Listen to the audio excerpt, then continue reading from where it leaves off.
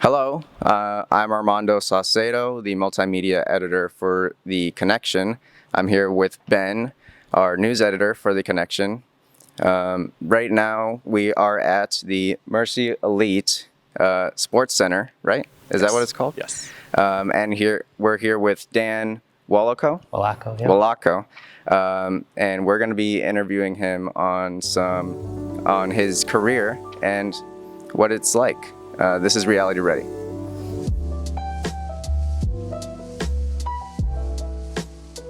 Hi, can you tell us a little about yourself? Yeah, my name is Dan Wolocko. I was born in Dearborn, Michigan. I went to Etzelford High School, Central Michigan University from undergrad, Grand Valley State for PT school. Married, we're expecting our 7th child in April. Wow. And so I'm very mission, Catholic, Christian based in my career and my family life, and proud to be an American. Perfect. How would you describe your career goals? My career goals is I set out a long time ago to be someone who was could be influential and set a good example, and to teach and share a good story of hard work and effort. That was kind of my goals as a young kid. I was kind of smaller. I liked to play sports. I liked to compete. I liked to be competitive. I kind of wanted to be a hero growing up, right? I wanted to be a hero. I wanted to help people, and kind of followed that path throughout school, sticking up for kids that were maybe picked on a little bit, and kind of tried to bring all my friends together all the time, and would kind of compromise to have more fun so everybody was enjoying themselves. That was kind of like throw a good party, you know what I'm saying? That's great. And when I went to college, I had goals of being a professional baseball player. I loved baseball. I loved the team aspect. I loved making highlights. I liked the anticipation. I liked getting dirty. And I liked being outside, and it just kind of encompassed a lot of who I was as a person.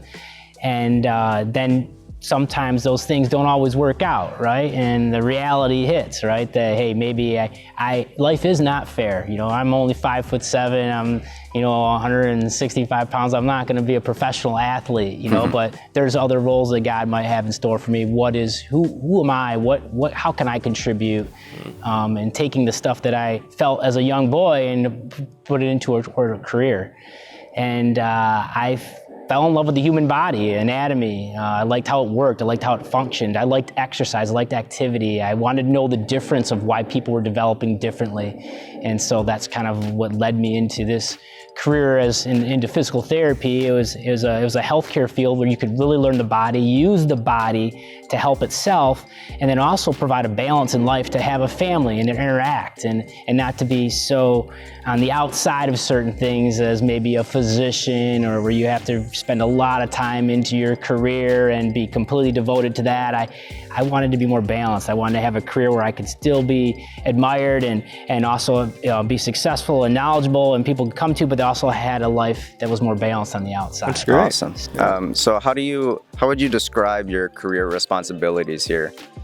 Yeah, I have a lot of responsibilities. So I am the director of this Mercy Elite Sports Performance Program, which encompasses physical therapy, athletic training, and encompasses sports medicine with physicians, sports performance training with coaches. We have office staff. We interact with many different service lines. We represent a hospital system.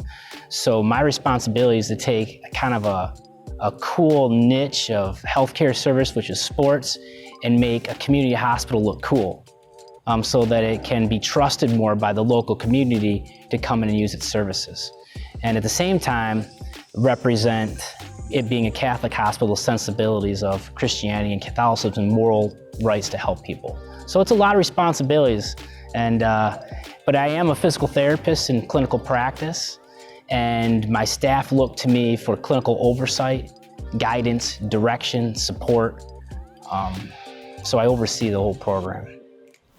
How would you say your career correlates with your goals?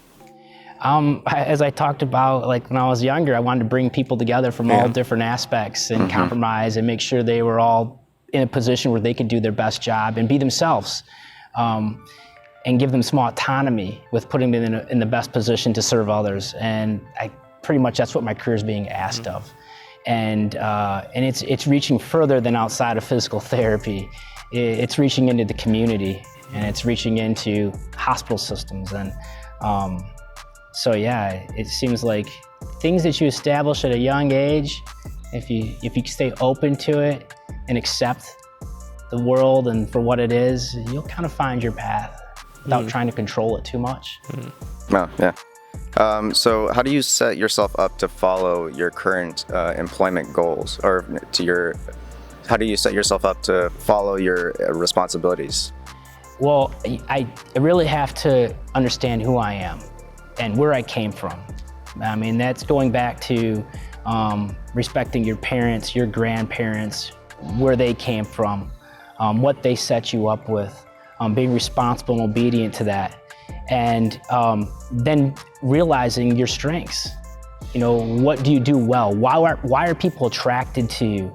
What is your passion? Because if you're doing what you're passionate about, you'll be surrounded by people that have an interest in that as well, and then they will ask you for help. So staying in tune to my passion and what my strengths are, then also acknowledging where I need to ask for help.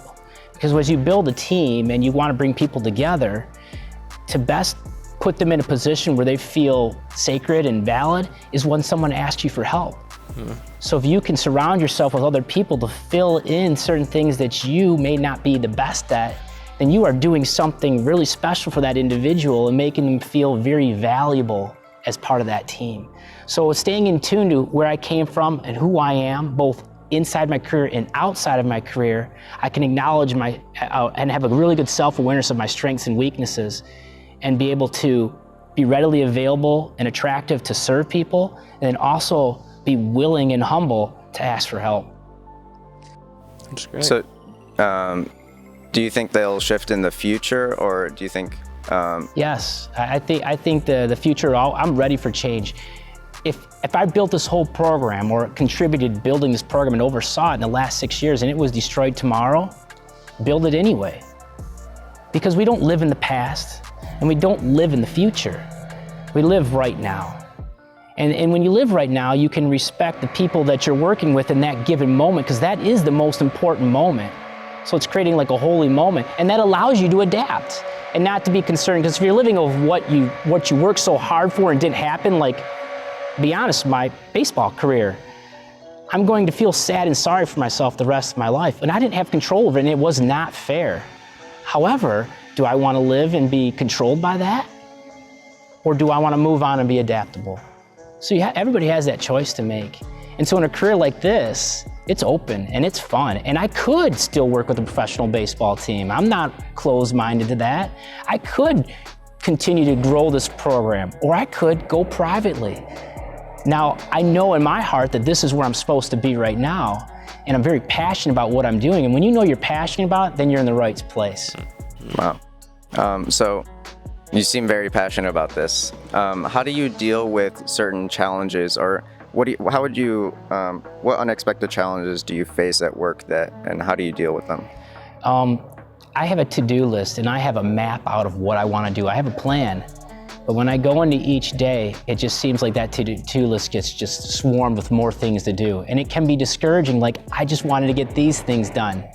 And then I just try to pick away. But the way I get through it every day, it never goes exactly as planned. But the way I get to do it is that I do it through prayer and reflection. At the end of the day, I take time to reflect and went over the most of the day, and you end up being thankful for many of the experiences you had in that day, even though it wasn't what you planned out and made your list. So when I reflect, I realize that that day was good. Even though it wasn't what I wanted to do, and it maybe wasn't always what someone else wanted me to do, but when you looked at it, it turned out pretty good. So that gives you faith that the next day could be very similar. It doesn't stop you from planning and putting in the effort to go about your business, but it allows you to know that you can adapt and change, because it's not going to quite go that way. That's reality. Mm-hmm. It sounds like you're very passionate about your career. You really know what you want. What did that trajectory look like from college to now? Yeah, I started out, when I graduated as a physical therapist, I wanted nothing to do with sports. I was kind of very discouraged with my baseball career and what happened, and now I'm a physical therapist, and I really wanted to focus on family, children, pediatric care, neuro, and I got a job, and I wanted to give back to my community. So I started out in inner city Detroit at St. John Detroit Riverview Hospital, working as a physical therapist in acute care, outpatient, inpatient, anything that I could do to provide to that community in that hospital for a year.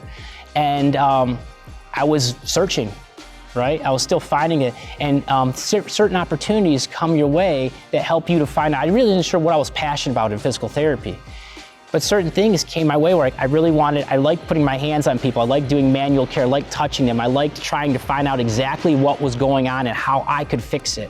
And so then I went into after a year there, I decided to go into a manual specialist to work more on manual type therapy and care, because I wanted to kind of solve the problem and fix it, right?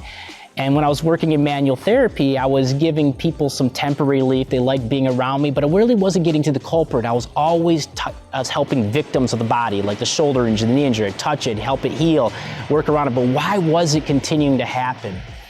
And I had an opportunity to do a community education presentation on throwing injuries. And so, having a background in baseball, I went out and I started bringing sports back into my career to educate and find out the culprit behind many of the problems that I was seeing in my younger athletes that were patients. And when I went into that, I found out that I couldn't stop reading about it. I couldn't stop studying about it, and I definitely couldn't stop sharing the information I learned about it. I loved it. And I think it was because I took what was in my heart, this love of baseball and this teamwork, and I was able to provide it into this healing aspect of physical therapy. And when I could mesh the two together, I attracted more people to ask me for help. I was recruited by another hospital system to say, hey, we need a shoulder specialist, baseball specialist. And when I was there, I was then recruited by another hospital who had contracts with professional teams to be a community speaker and a leader. And then I was there, I was recruited to start a new program that was community-based by scratch in sports physical therapy. So that's my trajectory, was being open and then finding an opportunity where I could combine what I was passionate about when I was younger into my career. So you talked about your career path. What did your education path look like for you to become what you are today? Yeah, I definitely I was a public school, high school graduate, and I went to Central Michigan University for my undergraduate, and I studied health promotion, rehabilitation. Health fitness is basically a general pre-med type route where you can learn about the body, study exercise science, and then look at multiple careers in that healthcare field. So you could look at athletic training, you could look at sports medicine, you could look at physician assistant, a physician, occupational therapy, speech. What was involved? How could I fit in? What was the best fit for me? And I really loved exercise science. I loved studying aerobic capacity, how the heart worked, how the body got energy. And that's really, I was hung up on energy and how the body utilized energy, biochemistry. And I chose to apply it to physical therapy, and I got into PT school because I'll just be honest, that was the career at that time. It was cutthroat. It's difficult to get into, but that's what everybody encouraged you to go into. It was a balance. You could have that balanced lifestyle. You could also get paid pretty decent, be respected, have autonomy in your practice.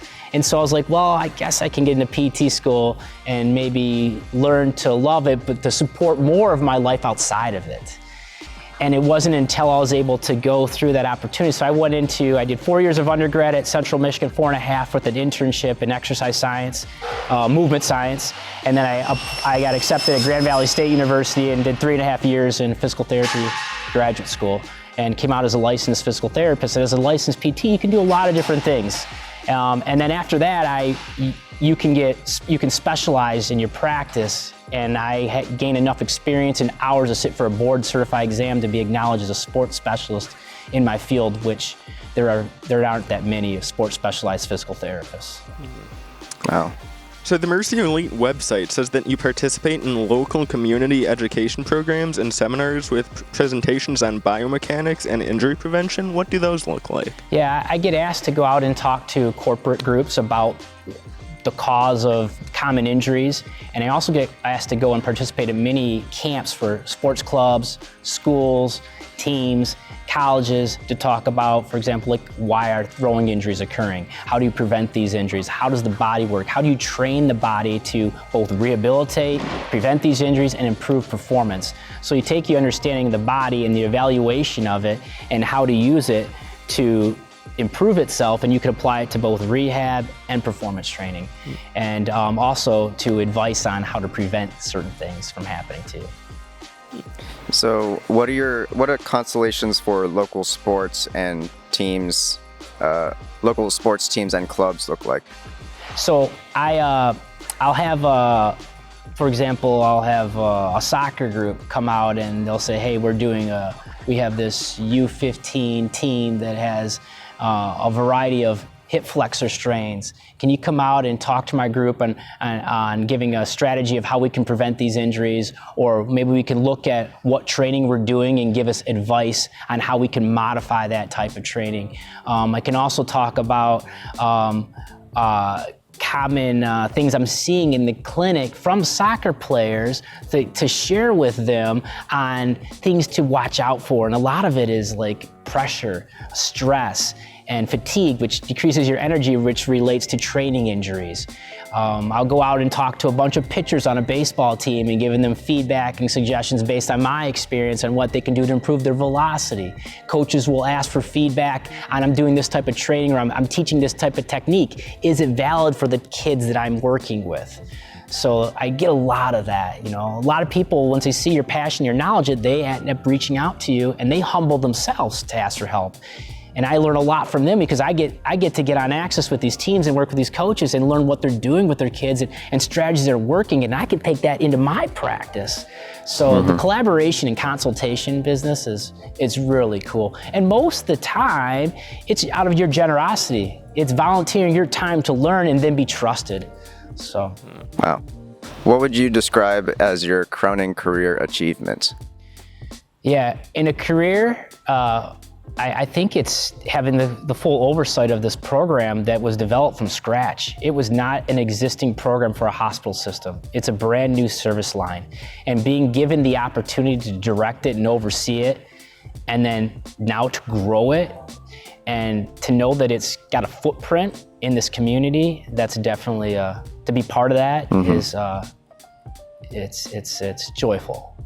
So it seems you're obviously very knowledgeable about this career. How does someone get involved? If somebody sees this and sees you and really resonates with what you're saying, how can they get involved in this process? Well, I think the best way to get involved, if you have ambitions, if you want to be involved in a collegiate team or a professional sport, you have to volunteer. You really do have to put yourself out there without expectations or without entitlement to receive certain things. You got to go out there and give and be readily available and transparent that, hey, I can help, I'm here to help, because you are seeking opportunities to learn. So we have many students in healthcare. It's rare to get a paid internship. You pretty much have to come in and observe, ask questions, find out if you like it. And the students that are willing and available to always show initiative to help out, those are the ones that really get a lot more out of the experience. So it's getting out there and being readily give yourself, but you got to have an idea of what you can provide. So even if you don't know a lot about the content of the career you're going into, but you have an interest in, say, sports or physical therapy, but you know your strengths as a person, and maybe you're an attentive listener, or you're looking at your surroundings, you're aware of what people's needs are, and you can help other people identify, hey, that person's been waiting for a while, or you know what, they look like they need somebody to help. There's a lot of different things that you can bring to the table when you want that opportunity, but you have to be there. You have to give some of yourself to have that opportunity. You talked a little bit about this just in that last question, but what advice would you give a student or someone interested in getting involved in this field?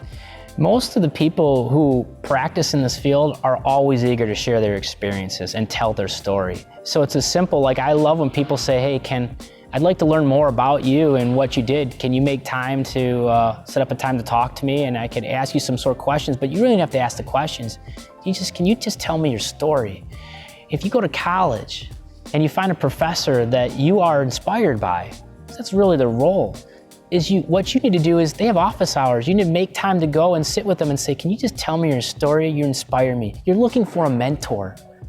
And mentors are good, and people love to share their story and tell a story.